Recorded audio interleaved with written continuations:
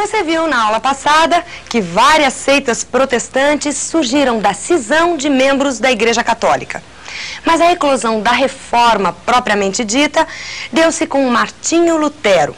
Suas ideias ganharam adeptos em vários países do mundo. Lutero atacou a venda de indulgências, opôs-se ao celibato dos sacerdotes e defendeu a tese da justificação pela fé, contrapondo-se aos dogmas da Igreja Católica.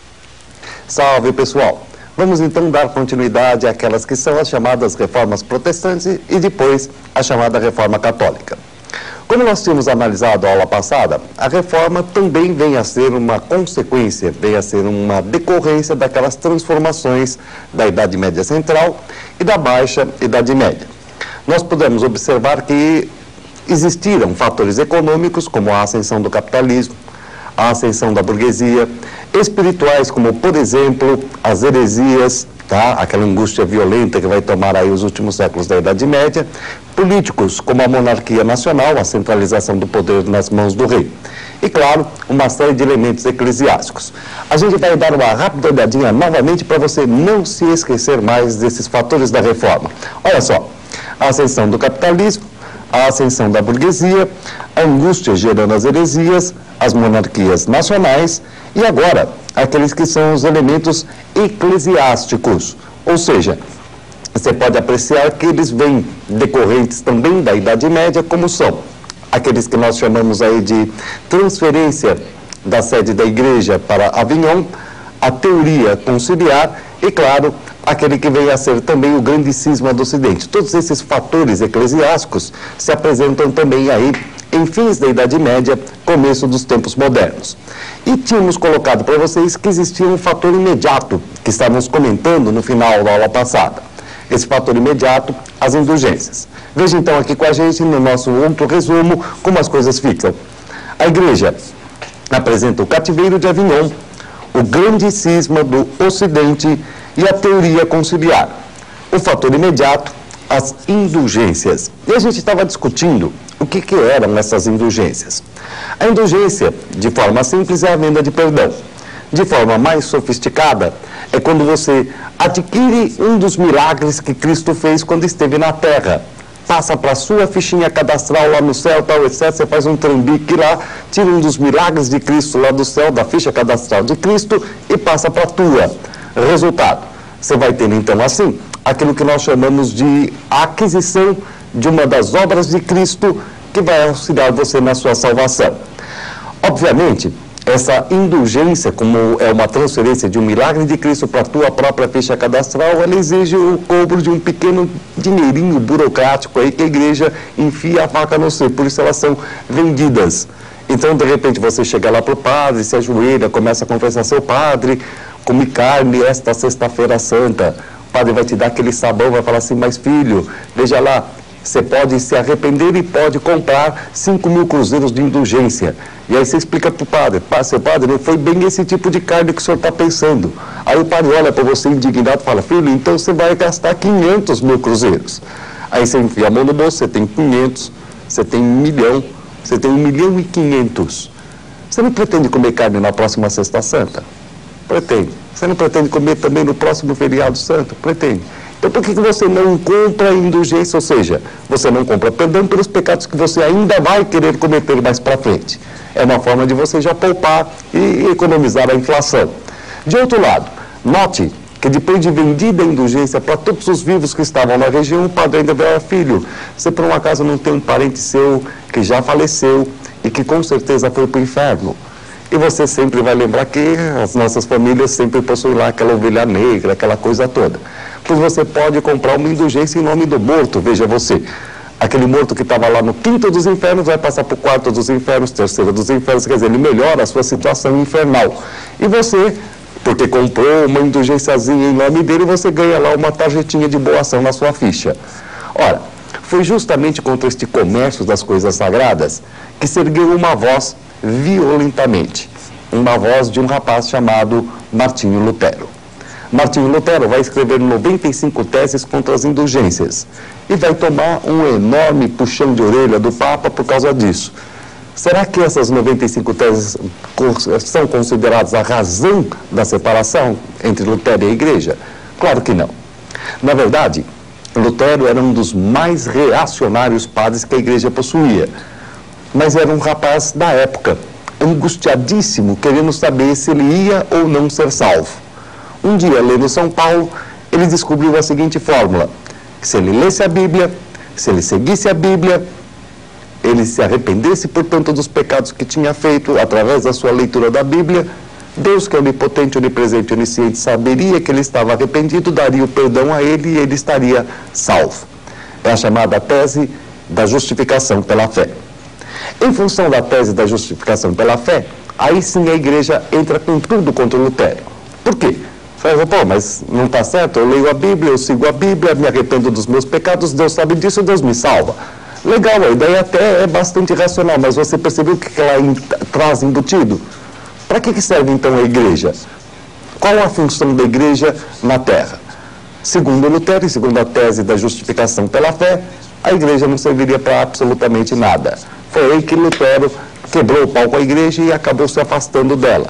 Se afastou porque ele queria? Não, porque ele descobriu ali a sua salvação e, angustiado do jeito que ele era, essa era para ele a razão da existência e a resposta à sua angústia. Agora, Lutero foi o primeiro que disse alguma coisa tão violenta assim contra a Igreja? Claro que não. Já tinham existido precursores da Reforma, Wycliffe, Hus, etc. Só que Lutero, ele contou com o apoio da nobreza. A nobreza que via na separação entre Lutero e a Igreja a chance, em primeiro lugar, de evitar a centralização do poder na Alemanha, evitar que o imperador tomasse o poder todo para si e, portanto, prejudicasse a nobreza. E segundo, Lutero, em primeiro lugar, falou contra as indulgências. Traduzindo, ele não deixaria mais vender indulgências no território. Pô, mas isso interessa a nobreza? Claro. Se você compra indulgência, com que dinheiro você paga imposto? Quer dizer, então a indulgência, ela descapitalizava o feudo e, portanto, a nobreza, na hora em que Lutero rompeu, vai apoiar Lutero. Justamente porque ela tira a vantagem da ausência da centralização e economiza o dinheiro que saía do seu feudo, saía do seu território, através da venda de indulgências. É claro que o imperador vai tentar segurar o Lutero, vai tentar forçá-lo a permanecer dentro da Igreja. Só que uma primeira guerra de religião entre a Liga Católica do Imperador e a Liga de Smalkalden, que é a Liga Luterana, termina com a vitória dos protestantes.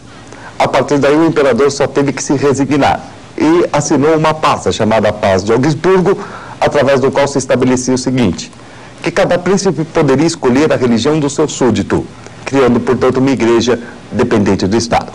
Quais são, então, os elementos fundamentais que a gente deve lembrar sobre Lutero? Quais são os dados essenciais da reforma luterana a serem lembrados? Dá uma olhadinha aqui e você vai lê-los. A questão das 95 teses contra as indulgências, chamando a atenção da nobreza, mas não sendo um elemento de ruptura.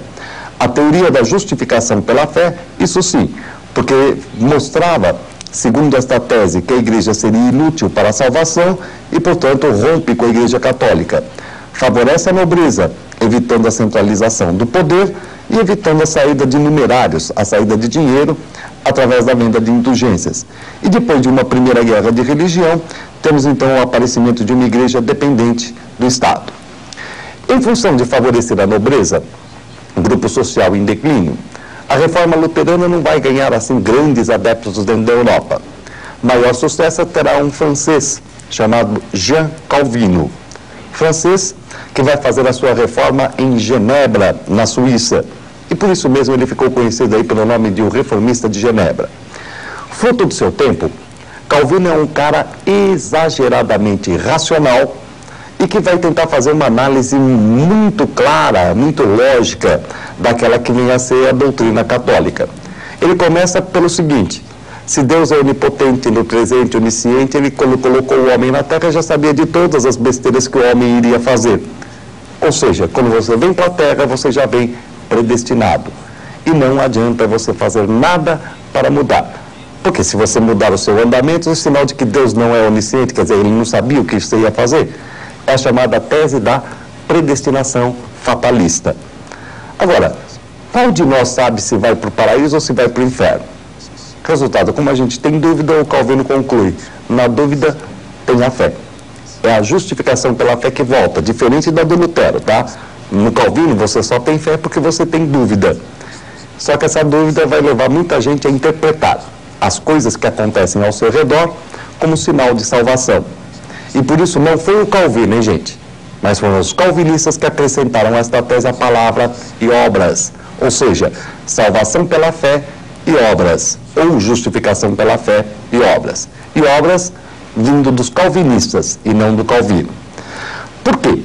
O Calvino valorizou o trabalho e disse que você deveria ganhar o seu pão com o suor do seu rosto, aquela coisa toda. O Calvino começou a tirar o estigma que a igreja jogava sobre a riqueza. Desta maneira, em primeiro lugar, valorizando o trabalho que tirava o sujeito do ócio e, portanto, tirando do ócio, tirava da possibilidade de pecado, o Calvino encaminhou o indivíduo, encaminhou o sujeito para a salvação, e a salvação estava exatamente nesse trabalho. A acumulação de riquezas começou a perder aquele estigma, e é exatamente por isso, por essa ética protestante, por essa ética calvinista, que se costuma dizer que o Calvino acabou favorecendo a burguesia. E como você só tem fé, porque de repente você tem dúvidas, obviamente a igreja calvinista não poderia ser uma igreja controlada, é, portanto, uma igreja independente. Assim, de repente Calvino, porque favorece a burguesia, ganha uma maior propagação. Agora, quais seriam os elementos mais importantes a serem lembrados a respeito das teorias do Calvino? Dá só uma olhadinha no nosso resumo. A predestinação fatalista, quer dizer, você já vem com o seu destino traçado sobre a face da terra. Você vai ter a justificação pela fé, que é dita pelo Calvino, e obras acrescida aí pelos calvinistas. O nosso amigo Calvino vai favorecer a burguesia, valorizando o trabalho, tirando o estigma da riqueza, portanto, favorecendo a acumulação de capitais e, portanto, o nascente capitalismo e, claro, apresentando aí uma igreja completamente fora do Estado, uma igreja completamente independente. Fora do Lutero e do Calvino, para encerrar as reformas protestantes, nós temos que acrescentar um outro indivíduo, Henrique VIII, que vai fazer a chamada reforma anglicana. A importância do Henrique VIII, ela é muito mais política e econômica do que religiosa. Por isso mesmo, nós não vamos nos aprofundar no Henrique VIII na aula de hoje. Nós vamos voltar a falar do Henrique VIII com vocês lá no absolutismo, na aula sobre absolutismo. Por agora, nos interessa saber apenas o seguinte: o Henrique VIII rompe com a Igreja Católica, tentando obter as terras que a Igreja tinha no seu território. E como ele precisava de uma religião nova, o que ele fez? Ele misturou o catolicismo ao calvinismo. Então ele tem o ritual católico, mas a doutrina é calvinista. Essa mescla, que deixou de ser católica e deixou de ser calvinista, ganhou um outro nome. Chamou-se anglicanismo.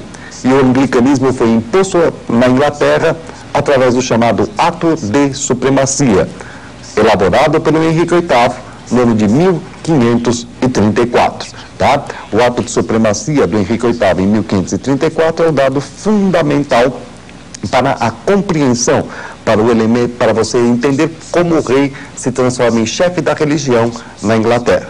Tá? A aula que vem, então, nós concluiremos a mostragem do mapa europeu, como ele fica após as reformas protestantes, e comentaremos sobre a reforma católica. Até lá, pessoal!